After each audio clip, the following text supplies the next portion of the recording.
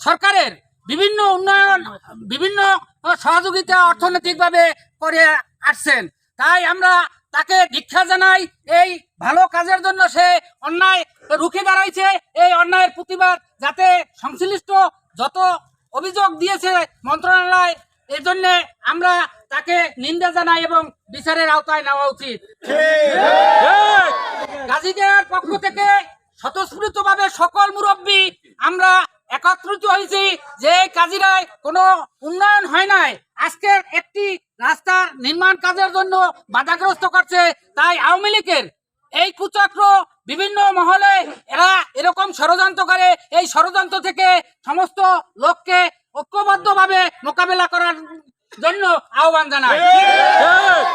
আমি আরো আপনাদের দাবি কি? এই আমাদের কাজে বাধা দিচ্ছে কে? জহিরুল ডাকুয়া, উনি গ্রিস থাকেন।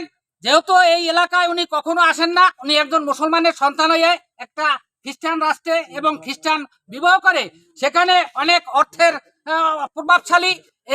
এই অর্থ দিয়ে আওয়ামী লীগকে দাবি কি এই রাস্তা নির্মাণ কাজ অচিরেই শুরু করা? আমাদের মূল দাবি হইলে এই রাস্তার কাজ,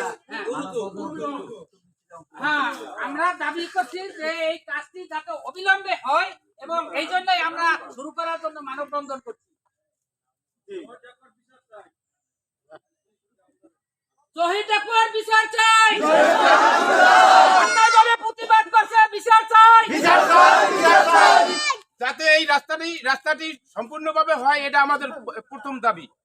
এবং এই রাস্তাটার মাঝখানে আছে একটা প্রাইমারি স্কুল এবং একটা ক্যাম্পের পাশে আছে একটা হাসপাতাল এবং হয়ে যাতে আমরা হরিচন্দ্র বাজার পর্যন্ত পৌঁছতে পারি, এই সুযোগটা আমরা সবার কাছে এইটাই আমরা আবেদন। ঠিক আছে, এদিকে